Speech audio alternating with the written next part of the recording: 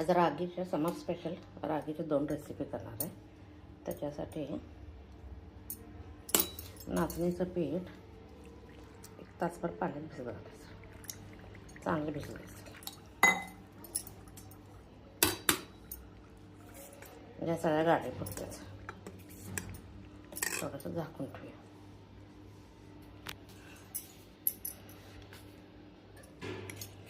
सगळ्या गाठी फुटतात आणि 1 तासभर पाण्यात भिजत घालायचं। ताकात किंवा दह्यात केलं तरी पण चालतं, पण मी ताकात दह्यात बऱ्याच वेळा करते। कारण ज्यांना आंबट आवडत नाही म्हणजे दही ताक खात नाही त्यांच्यासाठी म्हणून पाण्यात भिजवून टाकायचं। अर्धा झाकून ठेवायचं। नाचणीची रेसिपी बघूया।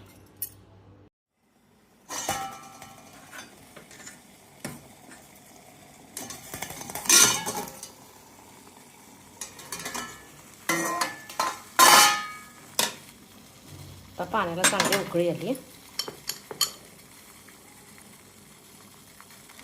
मीठ घालायचं।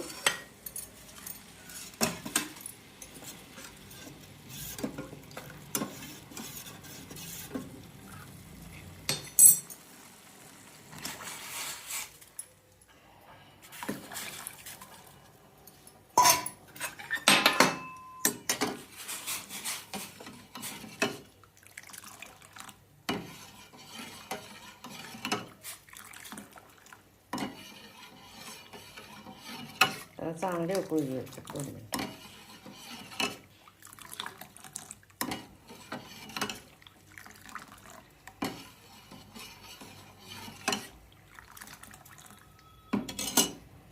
ह्याच्यात लसूण घालू शकता किंवा कांदा खिसून घालायचा। लसूण ठेचून घालायचा किंवा खिसून घातलं तर चालतं, पण कांदा मात्र खिसूनच घालायचा, एकदम बारीक 1/4 एका लहान कांद्याचा। आणि ताक घालून प्यायचं।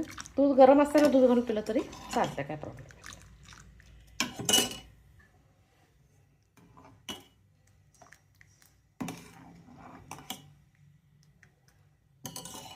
आंबीला चांगली उकळी आली,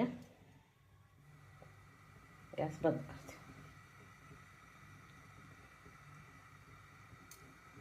गॅस बंद। आता चटणी करण्यासाठी खोबरं, कढीलिंब, कोथिंबीर, लसूण, आलं, मिरची आणि मीठ। मी काय करणार आहे, नंतर लिंबू पिळणार आहे चटणी झाल्यानंतर।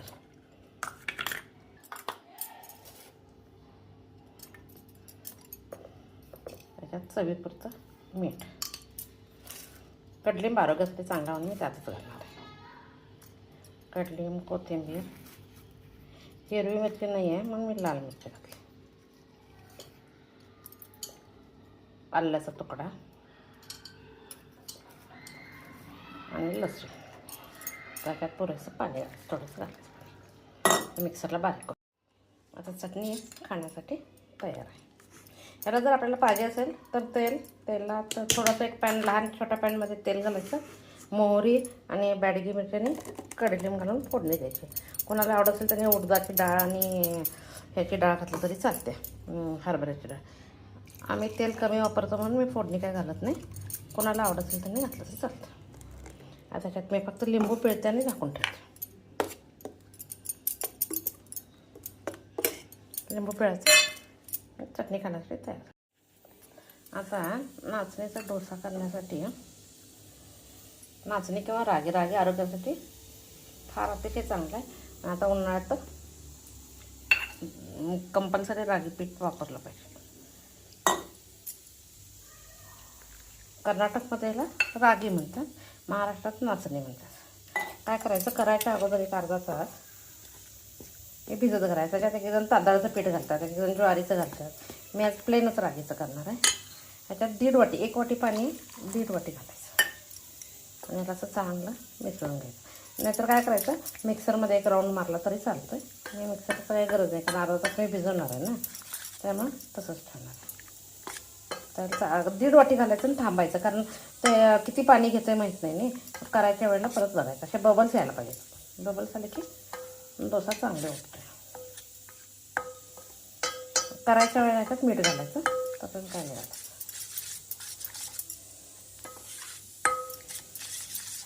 आता हे अर्धा तास झाकून टाकायचं.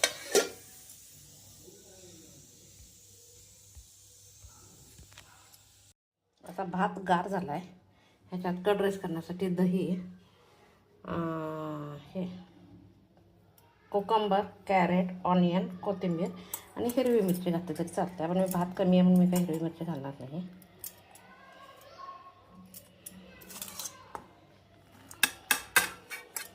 आज रात्रीचं माझं मीठ, आज दुपारचं माझं हे जेवण हे उन्हाळा फार वाढला आहे नाही, त्यामुळे समर स्पेशल ताक करायचं किंवा थोडंसं पाणी घालायचं किंवा चालतं काही देतं.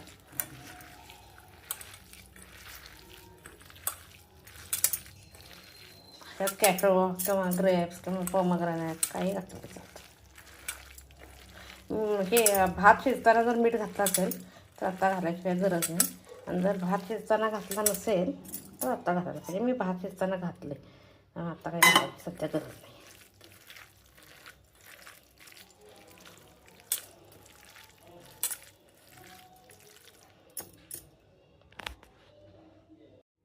आंबीलमध्ये घालण्यासाठी ताक करून ठेवले. दही भात खाण्यासाठी तयार झाला आहे कर्नाटक स्पेशल. फक्त याच्यात जर कोणाला फोडणी पाहिजे तर परत एक लहान पॅन ठेवायचं, तेल घालायचं, त्यात बॅडगी मिरची आणि मोहरी आणि कडली एवढंच घालायचं. मी काय फोडणी करणार नाही, तर सिंपल ठेवणार आहे. तवा तापायला ठेवला. पिठात परत काय मला पाणी घालायची गरज नसते. त्याच्यात थोडासा कांदा आणि कोथिंबीर घालणार आहे. हिरवी मिरची घातली तरी चालते, लाल मिरची घातली तरी चालते. थोडंसं दोनच असं करायचं म्हणून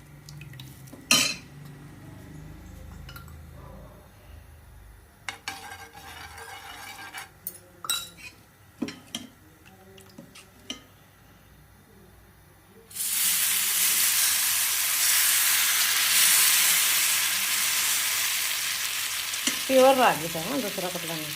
जर पीठ करायचं भिजलं असलं की नाही असं जर होल दिसतं त्याच्यावर न वाटायचं पीठ करायचं भिजलं.